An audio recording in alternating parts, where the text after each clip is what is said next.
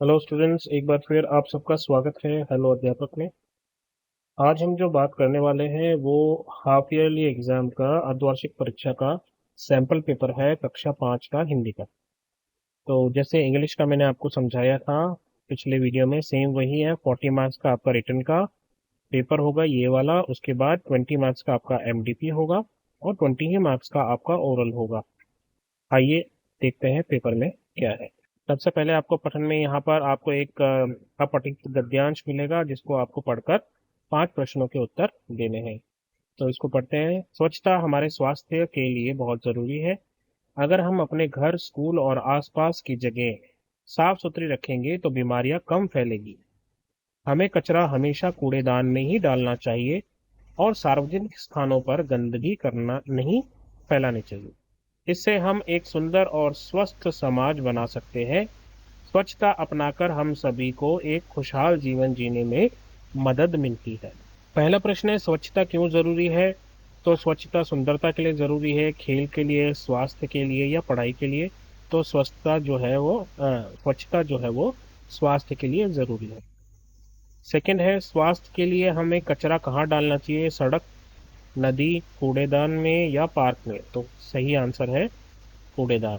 Third है, अगर हम स्वच्छता अपनाएं तो क्या होगा? गंदगी बढ़ेगी, बीमारियां बढ़ेगी, एक सुंदर और स्वस्थ समाज बनेगा, ये समस्याएं होंगी। इसका आंसर है ग, एक सुंदर और स्वस्थ समाज बनेगा। फोर्थ है, हमारे आसपास की जगह कैसी रखनी चाहिए? गंदा रखनी चाहिए, अस्त व्यस्त, साफ सुथरी या भरी हुई? तो साफ सुथरी हमें रखनी चाहिए। विलोम शब्द ढूंढ कर लिखिए। दुखी का विलोम शब्द, तो इस पैराग्राफ के आधार पर दुखी का जो विलोम शब्द होगा वो होगा खुशहाल। इस तरह से आप खुशहाल लिख सकते हैं। आगे बढ़ेंगे। आगे आपको लेखन है। यहाँ पर 5 मार्क्स के क्वेश्चन पूछे गए हैं आपसे। पहला क्वेश्चन 1 मार्क का है और बाकी दोनों क्वेश्चन 2 मार्क्स के हैं। पहला प्रश्न है, निम्न प्रश्नों के उत्तर दीजिए। मैं तलवार खरीदूंगा माँ, या मैं लूंगा तीर कमान, जंगल में जा किसी ताड़का को मारूंगा राम समान।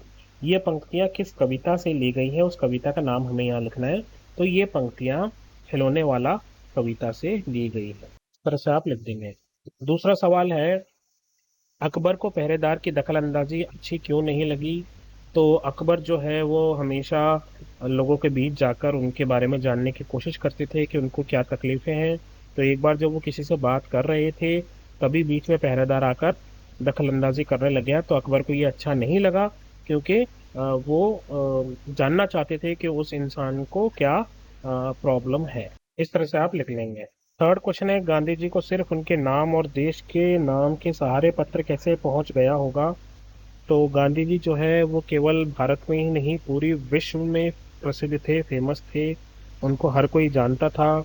इसलिए अगर सिर्फ उनके नाम से और देश के नाम से भी कोई चिट्ठी आती थी तो वो उन तक आराम से पहुंच जाती थी, क्योंकि देश के सारे डाकिये भी उनको अच्छे से जानते थे। तो इन तीनों के आंसर्स आप इस तरह से लिख सकते हो। हम आगे बढ़ेंगे। आगे है व्याकरण, जिसको हम इंग्लिश में ग्रामर बोलते हैं। तो व्याकरण में यहाँ पर क्या है, आपको 10 क्वेश्चंस मिलेंगे और इन 10 क्वेश्चंस के आपको 10 मार्क्स मिलेंगे। पहला है, आत्म प्लस विश्वास यानी कि आत्मविश्वास, ऐसा एक और शब्द सोचकर लिखिए। यानी कि एक दो वर्ड्स को मिला के और एक वर्ड जो कंपाउंड वर्ड जिसको इंग्लिश में कहते हैं वो आपको यहाँ पर बनाना है। तो ऐसा ही एक है, नील प्लस गगन, नील गगन।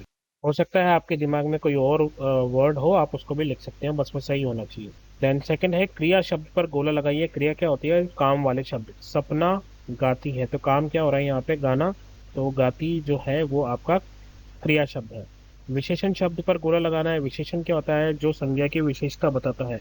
यानी कि जो भी आपका नाम वाला शब्द है वो कैसा है, उसको विशेषण कहते हैं।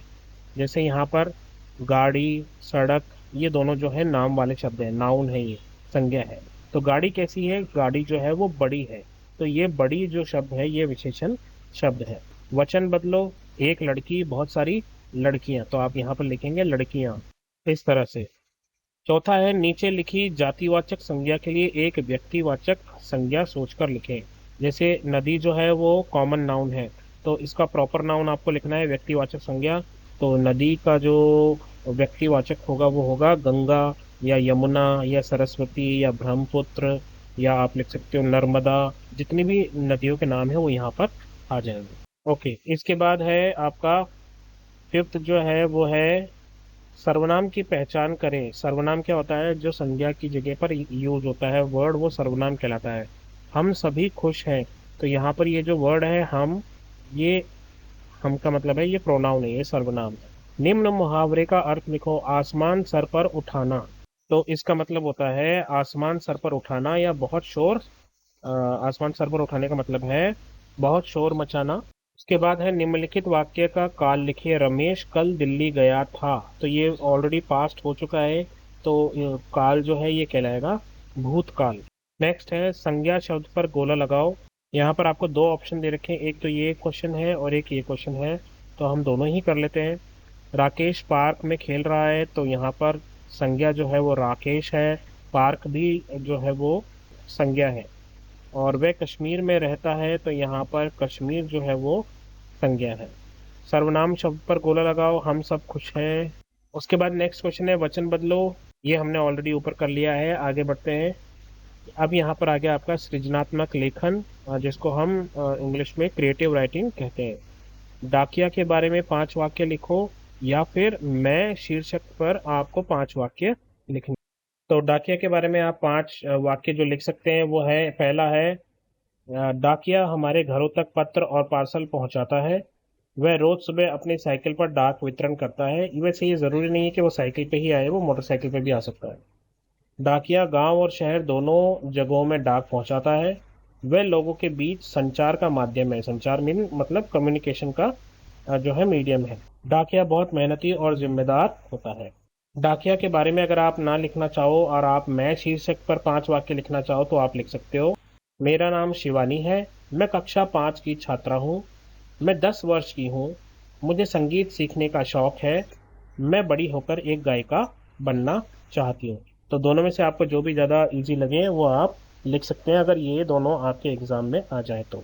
हम आगे बढ़ेंगे। यहाँ पर आ गई वर्तनी। वर्तनी मीन्स आपकी जो है स्पेलिंग्स को चेक किया जाएगा। यहाँ पर सही शब्द पर गोला लगाओ। खिलौने वाला या खिलौने वाला, तो सही शब्द जो है इसमें ल के ऊपर बड़े ओ की मात्रा आती है। खाली स्थान में सही शब्द का चुनाव करो। केशव डैश का काम करता था। नक्काशी या नक्काशी, तो नक्काशी इज करेक्ट, तो आप यहाँ लिख दोगे। शब्द को पूरा करें। खान डैश माँ, खान सामा या खान शामा, खान सामा, तो ये वाला आप यहाँ लिख दोगे। फोर्थ है दिए गए शब्द को शुद्ध करके लिखें। अब यहाँ कसीदाकारी जो लिखा हुआ है इसमें कुछ एरर है, आपको इसको सही करके लिखना है। तो ये कसीदाकारी नहीं होता, कशीदाकारी, और पे भी बड़ी की मात्रा आएगी। फिफ्थ क्वेश्चन है शब्दों सही क्रम में लिखते हुए सार्थक शब्द बनाना है। यहाँ पर लिखा है प्रधानमंत्री, तो ये एक्चुअल वर्ड है प्रधानमंत्री, तो इसको हम यहाँ पर लिखेंगे। इस तरह से आप इसको लिख लेंगे। हम आगे बढ़ेंगे। शब्दकोश यानी कि वोकैबुलरी, आपकी वोकैबुलरी में भी 5 क्वेश्चन आएंगे, आपको यहाँ पर चेक करना है वोकैबुलरी। तो इनमें सबसे पहला जो है वो है निम्न शब्द का मिलता जुलता शब्द लिखो। थाली का राइमिंग वर्ड आपको यहाँ पर लिखना है। तो थाली का मिलता जुलता होगा माली।